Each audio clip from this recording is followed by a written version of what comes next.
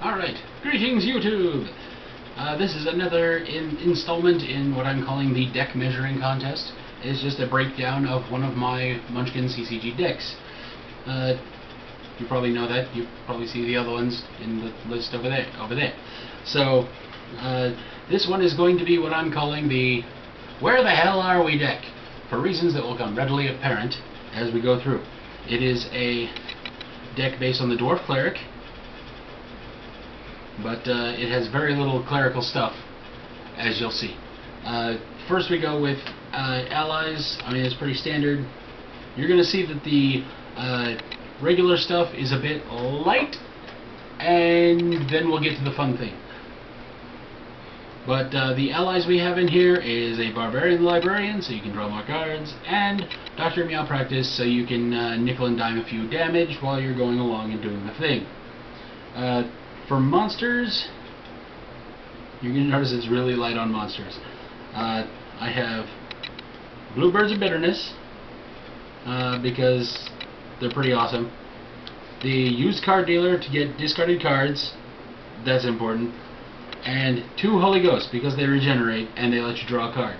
More drawing features. For loot, we have the Manual of Health, so that when you level you get health, and when you and the Holier symbol, so that you can zap heal 1, so you can use your Dr. Meow Practices. The only weapon in this deck is the Book of Axe, which is monstrous. So you can use it, you put it out, do some damage with it, and then put it out as a weapon for the further turns when you're probably not going to be using monsters anymore. For the mischiefs, we have a boop. Boop. I love saying that. We have a Nunslap because utility. We have 2 cards from Fashion Furious that just came out. The Bootleg Booty. X equals the rank of target loot. Squish that loot and heal X. So, that +7 Hydrax you have, Mr. Warrior, sir, I just healed 7. Boom. It's expensive, but it's worth it. And then, with the Cleric deck, the next 6 cards are, if you don't include these, you're doing it wrong. So 3 healing salvos, heal D6, duh. And then Smite Unseen, just like get rid of a monster without seeing it. It's pretty great. So, and then the last 3 of the mischiefs in this deck go towards the theme. They're all house hunting. 2 gold, look through your deck and choose a location card. Reveal it, move it to your hand, then shuffle your deck. This is one of the most important cards in the non-theme part of this deck. So we're going to put all the mischiefs and the loot and our monsters away. Now we get to the pièce de résistance, the card around which this entire deck was built. The card that, when played, will make your opponent go, ugh, because he will look at the hand that you've been accumulating before you got this card and see several cards in it and wonder what the heck you're not playing.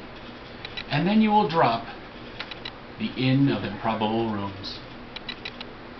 Comes into play zapped, so you have that sense of anticipation. Comes into play zapped. Each hero may have any number of locations in play. No player may have more than 1 copy of any location in their hoard. When this leaves play, squish all locations. So this is literally a house of cards when this happens. So, in numerical order, from each set, we have the Cowardly Canyon. We have land. Cowardly Canyon. When a hero runs away, the attacker takes 1 gold. Land. Take a gold during reckoning. The Dungeon of Dragons. All heroes skip the flip step of their warm-up phase. That can be extremely powerful against someone who decides that bravado is the best thing since sliced bread and makes a Fashion Furious centric deck based on the bravado power. especially like a thief deck with a bunch of smoke bombs in it. Kitten. A thief deck with a bunch of smoke bombs in it, and they have to use them immediately because they don't get to flip for free. The Flaming Foyer. During Reckoning, each hero takes 1 damage. Goldman Stacks. During each hero's Reckoning phase, all heroes spill 1. This deck makes the Reckoning step the longest part of the turn. The White Brothers Dungeon. When this comes into play, if there's a copy of this, squish this. But when a monster survives the fight, it takes 1 damage. Which means all of your 1 damage monsters go away. The School of Badassery. Increase gold of all monsters by 1, and they all gain 2 power until the end of the fight.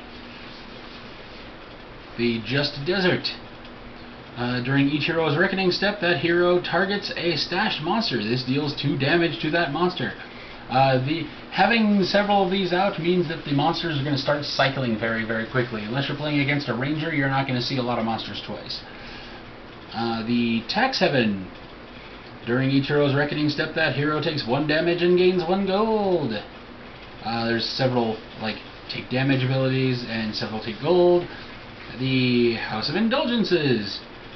During the Reckoning step, that hero draws 2 cards and moves 1 card from their hand to the top of their deck. The Plains of Pain.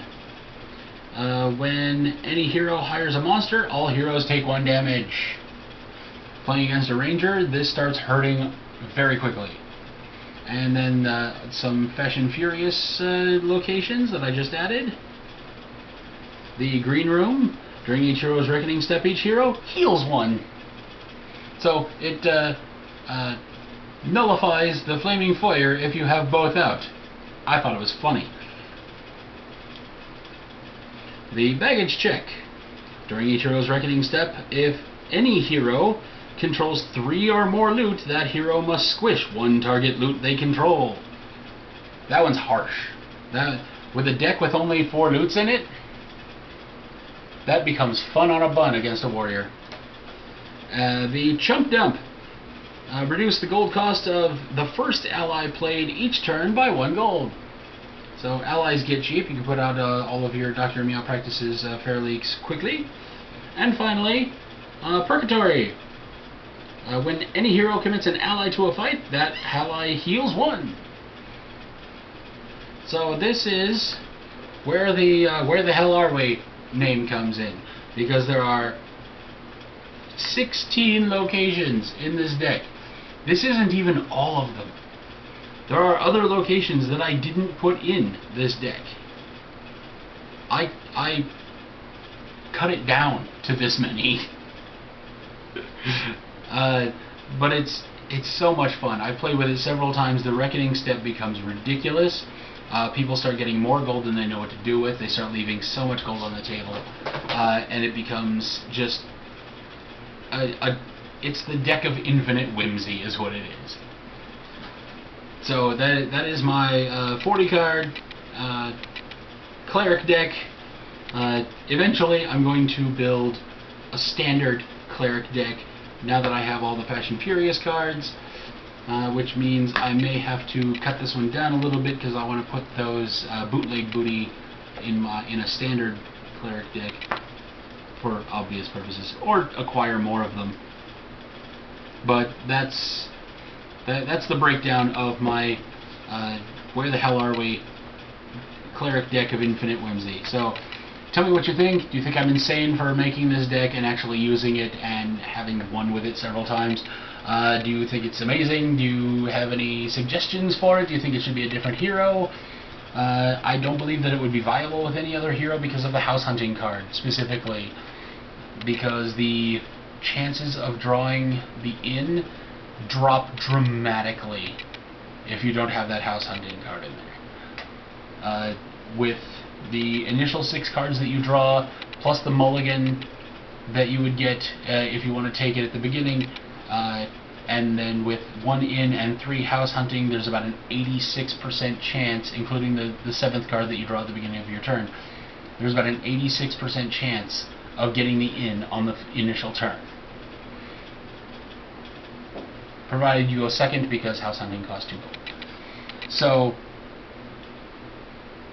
that's there's a pretty good chance of getting the inn, putting it out, and starting the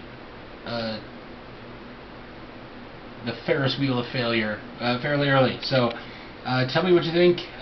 Put it in the comments. Be sure to like, share, favorite, subscribe, pay it forward, send us money, be excellent to each other, and we'll see you next time.